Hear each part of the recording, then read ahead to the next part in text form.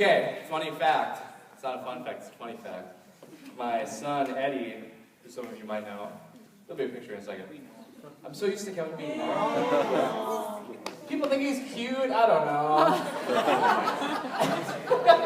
know. Okay, he's definitely, well, for our families do things differently.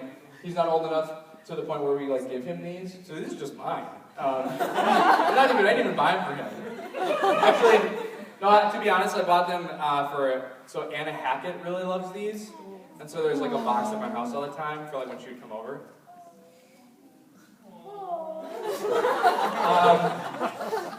That's just something I like doing. Like if I know Zach's coming over, I got Pepsi in the fridge, or Peppy, as he calls it. But you know, so it's just a fun thing that I like to do when people come over. It's just a little fun fact about me.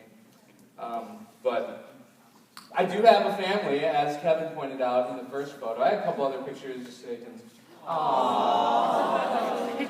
I know no one's looking at Courtney and I, everyone's looking at Eddie, so roll the next one.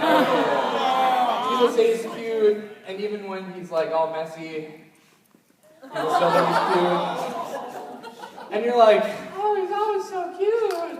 And he is, but like, in this picture, he's moments away, if you were to see the live photo, from taking that yogurt that's in that bowl and just...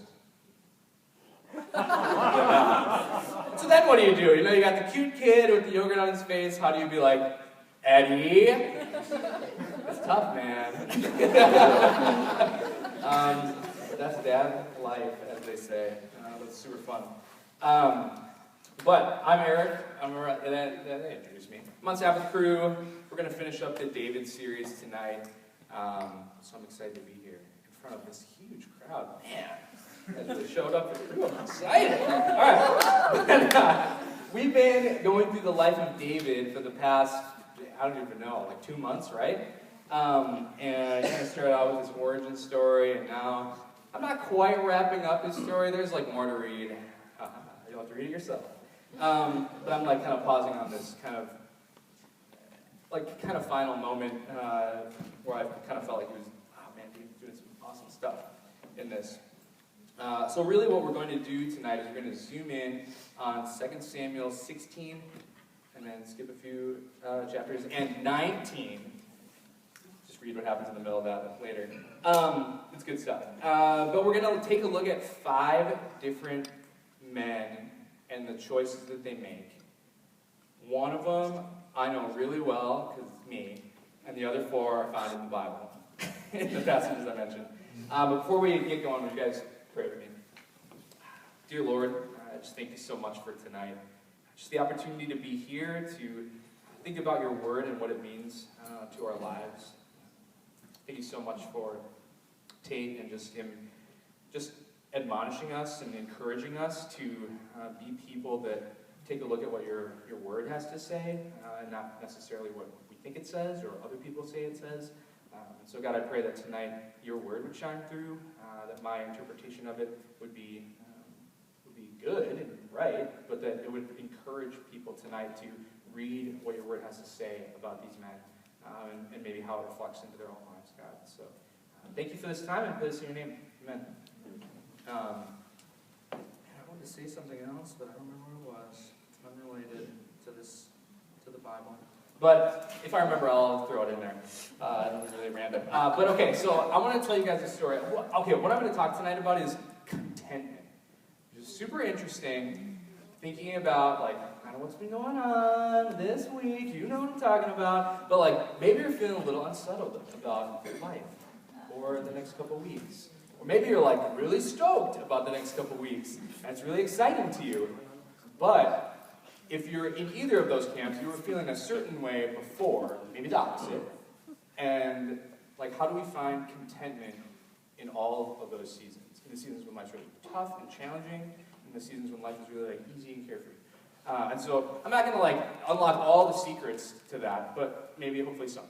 And so I wanted to start off by telling a story in my own life when I was really discontent or not content with my own life. And so, as some of you know, some of you might not know, crew staff, we raise our own financial support that pays our salaries. And so essentially what that means is like we invite people to come alongside us in our ministry to be partnered with us, both in prayer but also financially, to give like regularly to our ministry so that we can do the work that we do. It's kind of the short version of it. But when you join staff with Crew, you go through an initial season where you focus solely on support raising, which is this is where it's discontent, because it's kind of a bummer. Because like for me, I joined staff with Crew and I was like, oh, I can't wait to get on a campus and like interact with students and give like messages like this and share the gospel with people and things like that. Like that's what I like signed up to do. And then my wife Courtney and I, we joined staff, and we took 2.5 years to raise support. And so we were kind of stuck in this season of waiting. And I don't know if you guys have ever been in a season of waiting, but it's not always the most fun. And there was a period of time in that waiting period where I was really discontent with my life. It didn't seem like it was going the way I planned, the way I wanted, and I just felt like God was wasting my time. And that wasn't the case. It ended up not being the case. But that was a season of my life where I really felt like my time was being wasted. And especially, I was raring to go, but had to just wait on the Lord for what He was trying to do in my life. And I remember feeling like we were wasting our time, like we weren't doing what we set out to do. So think about a time in your own life when you were in a period of waiting, like when there was something coming up that you couldn't wait for, but you had to wait for it. Discontentment is the enemy of our joy. Discontentment is the first step toward resentment, deceit, swindling, hiding, and sin. So let's zoom in on what the Bible has to say. So the first guy I'm going to talk about is Ziba, or Ziba. I don't know how you want to say his name. I say Ziba because that sounds cooler to me. But he is, if you remember, I think Ashley spoke about Mephibosheth, and Ziba was like Mephibosheth's caretaker, for lack of a better term. And so this is much later in that Mephibosheth story.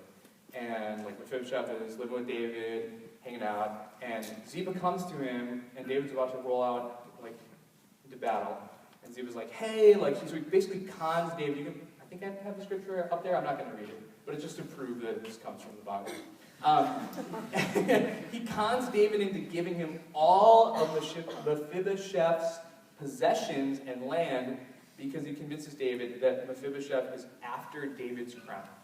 So, which is not true at all. You find out later in chapters to come that that's not what Mephibosheth said. It's not what he's about. But that's what Ziba says that he's about. And so David's like, hey, give him nothing. You take it all. Go and be blessed, basically. And so Ziba's discontent. He's not content with what he has. He's not content just being in the role that he's been assigned to help Mephibosheth. So he takes it on his own to steal what is Mephibosheth's and take it for himself. Right? And then so we zoom in on another person, Absalom. He's David's son. Would you think oh, I bet David's son is an awesome dude, because David's an awesome dude, right? You'd be so wrong. He is the worst. For real, he's the worst. Okay, I didn't put it up because it's a lot of verses to put up there. And I didn't want you to just stare at something you couldn't read. So I just reference it. You can look it up later. So he basically attempts to get David's crown from him by trying to kill him. So Absalom tries to kill David. He hardcore disrespects him in front of all of Israel, doing a bunch of sketchy stuff that you can read. Plots to kill David. It fails. Then through a literal series of weird, random, unfortunate events in Absalom's life, he dies. It happens in 2 Samuel 18. Go check it out.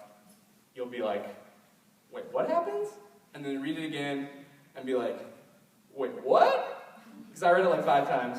I was like, okay, that's, all right. But Absalom is a guy who's discontent. He's the son of the king. He's in line, probably for the throne, I would imagine, if things are still working that way. But he wants it now. He doesn't want to wait. He wants it now, so he plots to kill his dad. Like, he plots to kill his own dad. That's messed up, man. I'm glad Eddie's not thinking that way. And so, those are like two guys in these passages that are discontent with their life. They're unsettled, they want more. And they go and get it. And in the case of Ziba, like, he kind of gets away with it. So, like, no lesson learned, question mark, on this life. Absalom definitely gets consequences in this life. But life isn't all about getting what you deserve, right? We know that. If you didn't, surprise. You don't always get what you want. But if you try sometimes, you just might get what you need. Okay, so now we're going to zoom in on two characters in the Bible who are content with their position in life and what God has put before them. So first we're going to look at, you might not be surprised, Mephibosheth. This is the passage where, like, Mephibosheth is like, whoa, I didn't say that, Ziba's lying to you.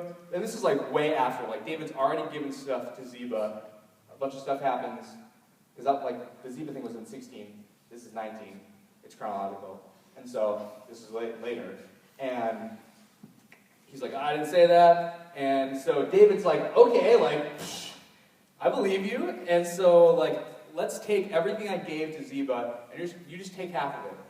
And Mephibosheth's like, I'm good. He can have it. That's not what I'm here for.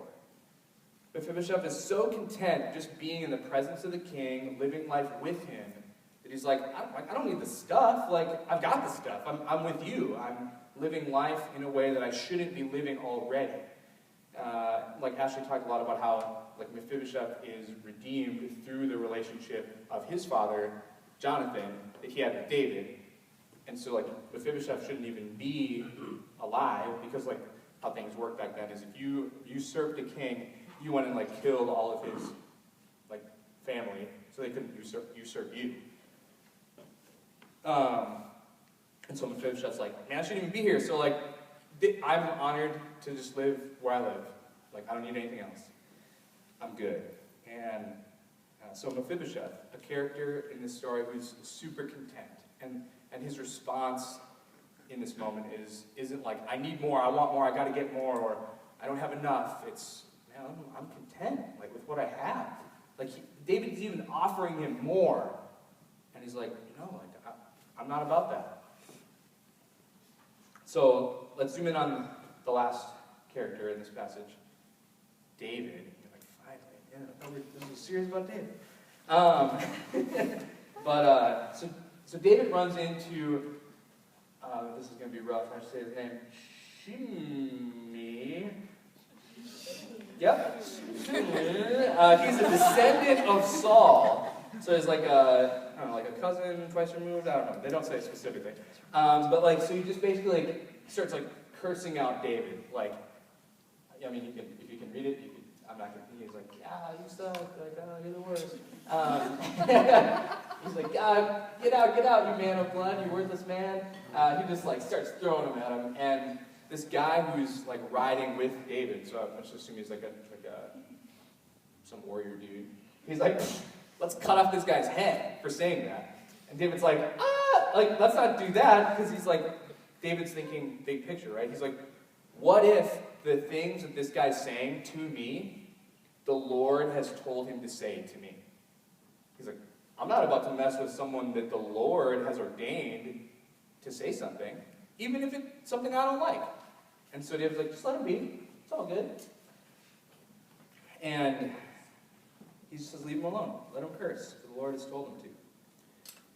And so he lets him go on his way. And like, as the king, he has every right to mess this guy up, at least a little bit. But he chooses not to, because David's content in his position. So even like slander, gossip, however you want to think about it, like things that are being said about him that aren't true, he's just like, that doesn't affect me, because I'm content and I'm secure in who I am, who God's made me to be. And so, last we'll zoom in on me again, and how God brought me to a place of contentment in the support raising process for me. It took some time. It literally took some time to finish raising support, which I think was intentional of the Lord because I desperately needed that time to figure out contentment in my life.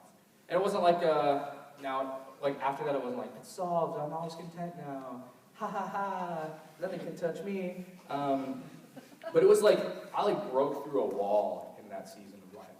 A wall that I think I wouldn't have broken through without something really hard and that caused me to look at myself in a way that I hadn't had to before.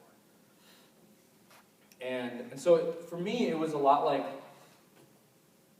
I've been living my life as if my life is a car. I love that analogy with Jesus taking the wheel. But that's not what I'm doing here. So, like, if my life is a car, right, and your car is, you're trying to get from, let's just say you're trying to get from point, I was going to use this and now it doesn't make any sense, but I was going to say, let's say you're trying to drive from Point to Salt Lake City, Utah. Too soon. Okay, I've done it before, so it's a real example for me.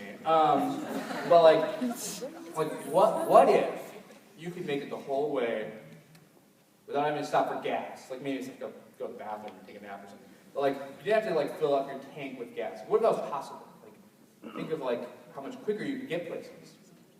Obviously we're physically limited, but what if it was just about your car, right? The car was big enough to have a bathroom. I don't know. Like on autopilot, just take a nap. So you don't have to refuel, just your car has to refuel, and what if that was lives with it? But right now, we're limited, right? We still have to stop our car after 400 or 500 miles, depending on your gas miles, and fill up your car, right, with gas. And you don't just sit there and fill your car up halfway when you're on a big road trip, and then you're like, oh, I'm wasting time, I gotta go. You're like, I'll wait the whole time. I'll go inside and get a Snickers and a Monster or something, I don't know.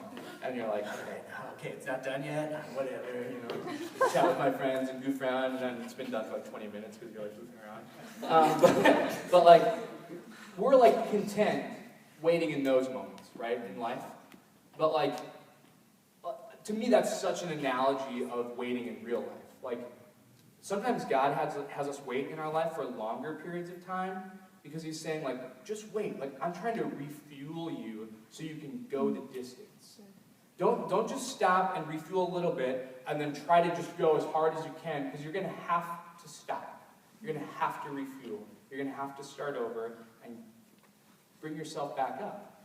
And I think in our crazy life, hectic life, we love the quick 5-hour energy, 1 ounce of this, and I'm good, I'm back in the game, if my car could do that, or, we're always on the fast charge for our phones, we don't want to, wait 4 hours for the charge.